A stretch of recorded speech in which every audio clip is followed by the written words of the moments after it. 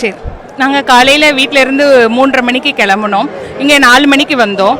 வருஷம் நாங்கள் வர்றது வழக்கம். இந்த வருஷமும் எப்பயும் போல் நல்ல சிறப்பாக ஏற்பாடெல்லாம் பண்ணியிருந்தாங்க.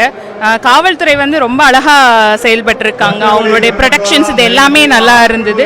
அதே மாதிரி கொஞ்சம் லிமிட்டட் பீப்புள் தான் உள்ளே இருக்கணும் அப்படின்னு சொன்னதுனால கூட்டங்கள் பெருசாக போன வருஷத்தோட கம்பேர் பண்ணும்போது இந்த வருஷம் கூட்டம் இல்லை. ஆனால் மக்கள் வெளியில் நல்ல ஒரு இது இருக்குது. மாநகராட்சியும் நல்லா ஏற்பாடு பண்ணியிருக்காங்க. ரொம்ப உலக புகழ்பெற்ற வைகை ஆற்றில் அழகர் இலங்குற திருவிழா மக்கள் மனசில் அவ்வளோ நல்ல ஒரு மகிழ்ச்சியும் சந்தோஷமும், அதே நேரத்தில் எல்லா மக்களும் நல்ல வளங்களும் செல்வங்களும் பெற்று இருக்கணும்னு எல்லாருக்காகவும் நாங்கள் பிரார்த்தனை பண்ணிக்கிட்டோம். அதே மாதிரி அழகர் இந்த வருடம் மக்கள் எல்லாருக்கும் நல்லபடியாக நிறைவேற்றுவாருன்னு நம்பிக்கையும் இருக்கு. அவரை பார்க்கறதுக்கு 1000 கண்ணு வேணுங்க, 2 கண்ணெல்லாம் பத்தாது. அவர் அந்த பாட்டு, அவர் வருகை, இது எல்லாமே மனசுக்கு ஒரு மகிழ்ச்சி, அதே நேரத்தில் புத்துணர்ச்சியும். இந்த ஒரு நாள் விசேஷமே வருஷம் பூராவுமே நம்மளுக்கு அந்த ஒரு புத்துணர்ச்சியை கொண்டுட்டு போறதுக்கு ரொம்ப நல்லது. நாங்கள் காலையில் 3 மணிக்கெலாம் அழகரை பார்க்கறதுக்கு உள்ள வந்துட்டோம்.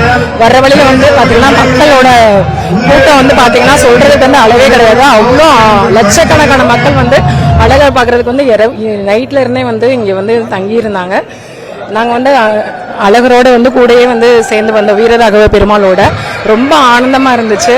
இந்த வைகையில் அழகர் ஆற்றுல இறங்குறது ரொம்ப ஆனந்தமான நிகழ்வு. மதுரையை பொறுத்த வரைக்கும் இங்கே எல்லாருமே எல்லாரும் சொந்தக்காரங்க, ரிலேட்டிவ்ஸ், ஃப்ரெண்ட்ஸ் எல்லாருமே சேர்ந்து செலிப்ரேட் பண்ணுவோம். இதை இப்போ 20 நாளாகவே மதுரையில் கிட்டத்தட்ட திருவிழா நடந்துக்கிட்டே இருக்கு.